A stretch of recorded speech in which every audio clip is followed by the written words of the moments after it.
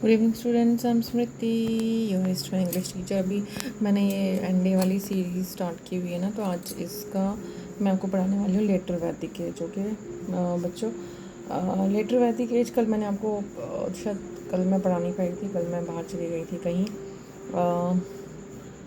पहले मैंने आपको वैदिक एज पढ़ा था। Letter Vedic as 1000 year BC से लेकर 600 BC तक है। ठीक है, 600 BC के बाद आपके फिर वो आ जाएंगे, वहाँ जनपथ आ जाएंगे। अब इसमें क्या है, expression letter Vedic age comprises the far reaching changes. कुछ चेंजेस आती हैं सोसाइटी में, religiously, economic and social and political conditions लोगों के चेंज होते हैं। सामवेद, यजुर्वेद और अथर्ववेद और ब्राह्मणास लिखे जाते हैं। आर्यांक्स एंड उपनिषद्स कंपोज किए जाते हैं। इसी एज को हम PGW बोलते हैं। कौन सी? Painted grey ware iron phase. ये हमारा painted grey ware iron phase है। अब इसमें है कि Aryans move into east for southward areas में जाते हैं। अब ये होता है कि वो पंजाब से निकल के आगे आगे सेटल होते हैं। ठीक है, गंगेटिक दोआब में। The story of Agni and Videha Madhava moving eastward as narrated in Shatapatha Brahmana gives a proof of the eastward march. ठीक है, ये जो स्टोरी है सतपथ ब्राह्मण में लिखी हुई अग्नि और विदेहा माधव की, ये हमें बताती है कि आर्यंस आगे मूव करते हैं।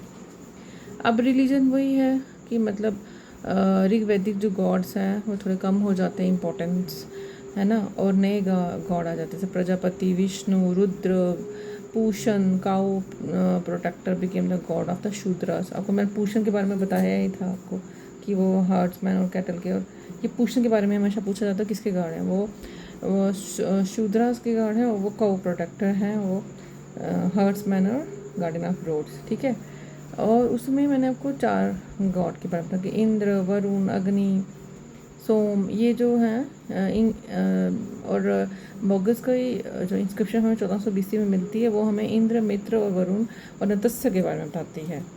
ठीक है, और लेटर वैदिक एज में इनके गॉड्स थोड़ा बदल जाते हैं। पॉलिटिकल ऑर्गेनाइजेशन, सभा और समिति मैंने आपको पहले बताया था।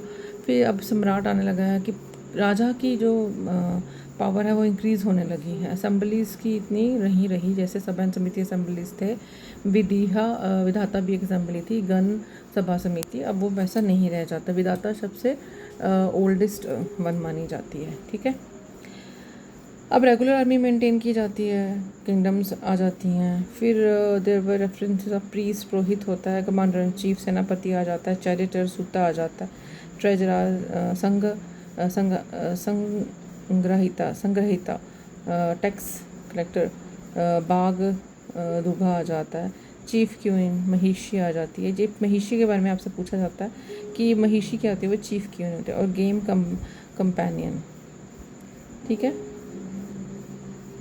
अक्सावापा, ये पूछा जाता है आपसे। अब सोशल लाइफ थोड़ा थोड़ा उससे पहले तो हमें नहीं मिलती है। जो सोसाइटी है वो वैसे मतलब जैसे आजकल कास्ट और कास्ट का इतना हमें पता नहीं चलता है वैदिक एज में, लेकिन लेटर वैदिक एज में 4-fold division of society became clear initially based on occupation, which letter became hereditary बन जाती है कि जो ब्राह्मण्स हैं वो प्रीस्ट हैं, क्षत्रियस हैं, वॉरियर्स हैं, वैश्यर्स जो होंगे वो एग्रीकल्चरस और कैटल रेयरर्स होंगे, ट्रेडर्स होंगे, बिजनेसमैन होंगे, शूद्रस जो हैं वो सर्व करेंगे अपर कास्ट को।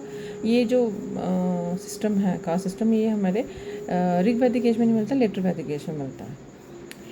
वुमेन की फ्रीडम और रिस्पेक्ट में कोई खास फर्क नहीं पड़ता, उनका स्टेटस धीरे धीरे कम होने लगता है। Institution of gotra appeared in this age first time. गोत्र आ जाता है, gotra signified descent from common ancestors. अभी पूछना आपका गोत्र क्या, आप किस गोत्र से, है ना। In this time also chariot racing was a main sport. उनका फिर रथ जैसे होता है ना, वो रथों की ये दौड़ नहीं लगाते थे, तो वो जो चैरियट रेसिंग होता है वो। And gambling was a main pass time था। गैम्बलिंग आपने महाभारत में भी सुना होगा, गैम्बलिंग। अब आता है पोट्री। ये पोट्री वही कि ये black ware, red ware, black striped ware and painted grey ware आपको मैंने बता दिया। Red ware was most popular among them, has been founded almost हमें वेस्टर्न यूपी में मिलता है। कौन सा? Red ware. और पेंटेड ग्रे वेयर मैंने आपको विच कंप्राइज बाउल्स और डिशेस होती हैं इसकी, used either for rituals or for eating for the by the upper classes. ठीक है. अब है कि अब आता है Veda is derived from the Sanskrit word with meaning knowledge, signifying knowledge. ठीक है. द वैदिक टेक्स्ट आर श्रुति. हम ये कह सकते हैं कि directly revealed to authors by God. Smritis are remembered and collected parts of literatures of that later period. Samhitas भी आते हैं. In that sense that they represent oral tradition of the time. Four Vedas and their Samhitas, the Brahmanas, Aranyakas, Upanishads होते हैं class of literature known as Shruti. ठीक है. श्रुति ज्ञान से मतलब वो सुन के लिखे गए लिटरेचर है ये. ठीक है. जैसे ऋषि मुनि ज्ञानी सुन रहे हैं, बोल रहे हैं और उनके जो शिष्य हैं वो लिख रहे हैं. अब ऋग्वेद के बारे में. ऋग्वेद मैंने कहा सबसे ओल्डेस्ट वेद है. 10 बुक्स में है और ये सेकेंड और जो 7th Mandalas are considered the oldest and known as the family Mandalas. ठीक है. अब ज़्यादा तो मैं आपको नहीं इसमें बताऊँगी, डीपेस्ट नहीं जाएंगे, मतलब हम डीप में नहीं जाएंगे. हम ये कह सकते हैं कि Rigveda was written when Aryans was still in Punjab. 10th Mandala जो है उसमें फेमस पुरुष सूक्त हिम्स हैं that explains the origin of 4 Varnas, Chaturvarna theory. कहाँ 10th मंडला में हमें मिलता है, पुरुष सूक्त में मिलता है. और ये जो इस वेद के जो हिम्स हैं जो कौन उसको रिसाइट करता है उसको होत्री बोलते हैं. फिर आता है यजुर्वेद. यजुर्वेद के रिचुअलिस्टिक वेद हैं. शुक्ल यजुर्वेद है ना. कृष्ण यजुर्वेद है. उसमें शुक्ल में पोइट्री है और कृष्ण में प्रोज एंड पोइट्री है. कथक है, मैत्रेयानी, तैत्तरीय, वापिस्थल है, संहिता है. ठीक है. उसमें मंत्र हैं. And Brahmanas part are not separated. ये प्रोज में लिखा गया है. और जो इसके हिम्स होंगे वो कौन डिसाइड करेगा, अदर व्यू. साम वेद आ गया. साम मीन्स मेलोडी, म्यूज़िक पे है. 1875 वर्सेस है. ठीक है. जो इनको रिसाइट करेगा उद्गात्री बोलेंगे. अब अथर्ववेद है वो बहुत डिफरेंट है फ्रॉम द तीनों वेदास से. क्रोनोलॉजिकली ये चौथा वेद है. और Shatapatha Brahmana use the term Trayi that is Rigveda, Yajurveda and Samaveda. Atharvaved mentions beliefs and practices of non-Aryans. It contains magical mantra. The Sabha and Samiti are described as sisters and the किसकी daughters हैं, प्रजापति का. This Veda is also known as ब्रह्मवेद. अब पूछा गया जाता है कि ब्रह्मवेद किसको बोलेंगे, तो ब्रह्मवेद हम किसको बोलेंगे, हम बोलेंगे अथर्ववेद को. अब ब्राह्मणास आ जाती है. भाई ब्राह्मणास क्या चीज़ होती है, प्रोस कमेंट्रीज है वेरियस वैदिक हिम्स के ऊपर. ये वेदास को बड़ा ऑर्थोडॉक्स वे में एक्सप्लेन करते हैं. In hidden meaning behind the hymns of Brahmanas they are expressions of the cause. हेतु मतलब क्या कारण है, हेतु होता है रीज़न. ये बहुत डीप फिलोसफी है कि हेतु किसको बोला जाता है.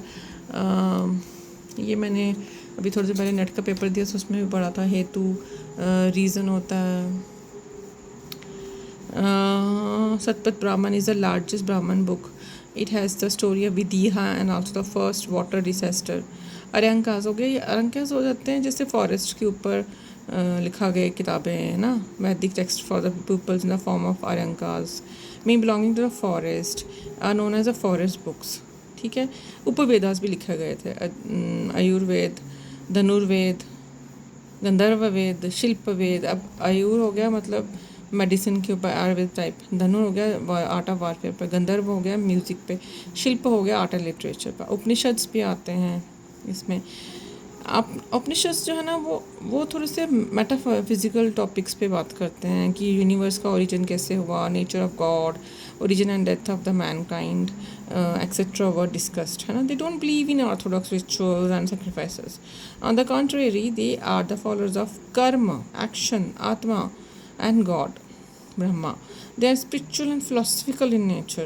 They are also known as Vedanta or the end of the Vedas. They always preach the Jana Marg, knowledge. ठीक है. नॉलेज पाथ, वो ना नॉलेज की बात करते हैं. 108 हैं ये और 800 से लेकर 500 BC तक इनका ओरिजिन है. सत्यमेव जयते जो है एक्सट्रैक्टेड फ्रॉम द मुंडका उपनिषद. हाँ ये पूछा जाता है आपसे. ठीक है. अब वेदांगास लिम्स हैं वेदास के। अब जैसे Vedangas are treatise as science and art हम बोले थे। 6 वेदांग हैं। आज शिक्षा हम कहेंगे फोनेटिक्स। जो शिक्षा होती है वो किससे बनती है? फोनेटिक्स से। कल्प होता है रिचुअल। व्याकरण तो सबको पता है, ग्रामर। छंद हो गया मैट्रिक्स। निरुक्त हो गया एटिमोलॉजी एंड ज्योतिष एस्ट्रोनॉमी। यस का Nirukta is the oldest linguistic text. 6 limbs हैं इसके वेदास के। ठीक है, ये आपसे पूछते हैं कि शिक्षा फोनेटिक्स है, कल्प रिचुअल है, व्याकरण ग्रामर है, छंद मैट्रिक्स है, निरुक्त एटिमोलॉजी है, ज्योतिष सबको पता है, एस्ट्रोनॉमी है। अब फिलोसफी पूछी जाती है कि भैया philosophy 6 system of the Hindu philosophy is given by 6 philosophers of ancient India. न्याय फिलोसफी जो एनालाइज करती है वो हमें गौतम ने दी है।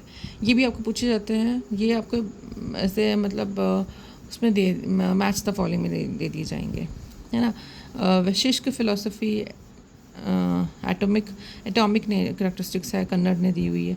सांख्य है, एनुमरेशन कपिल ऋषि हैं, या कपिल ने दी है, कपिल ऋषि ने दी। योगा सबको पता है, पतंजलि एप्लीकेशन है। पूर्व मीमांसा इंक्वायरी जेमिनी ने दी है, और उत्तर मीमांसा हमारा वेदांता व्यास ने दी है। ये आपको लीजिए, इसमें से ये क्वेश्चन यहाँ से आ जाए। एक वेदांगा के लिम्स से क्वेश्चन आता है।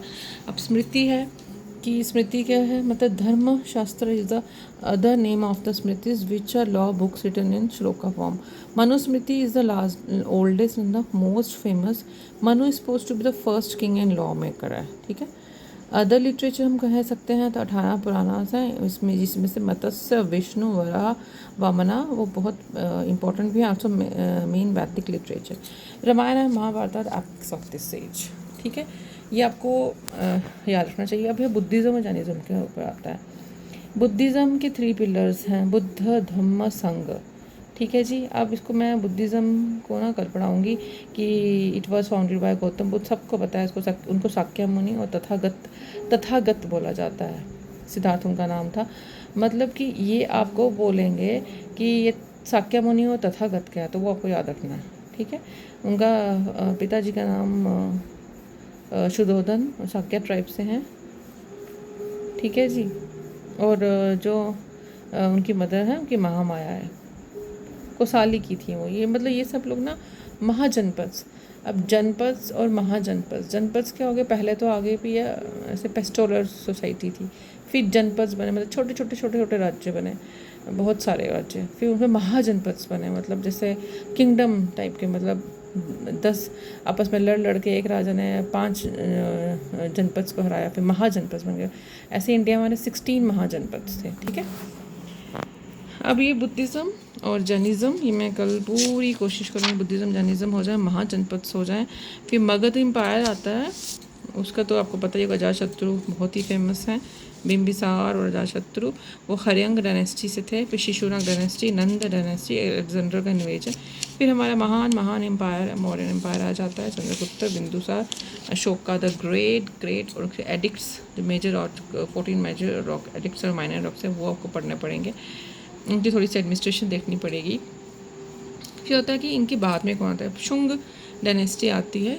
पुष्यमित्र शुंग ही इनको हराते हैं, और पुष्यमित्र जो इनके बेटे हैं अग्निमित्र, और कालिदास का अपना नाम सुना होगा, सबने नाम सुना है। कालिदास की किताब है मालविका अग्निमित्रम, उसका जो हीरो है ना वो अग्निमित्रम। अग्निमित्रम कौन है, पुष्यमित्र शुंग का बेटा। कन्वा डायनेस्टी आती है। सतवाहंस बहुत इंपॉर्टेंट।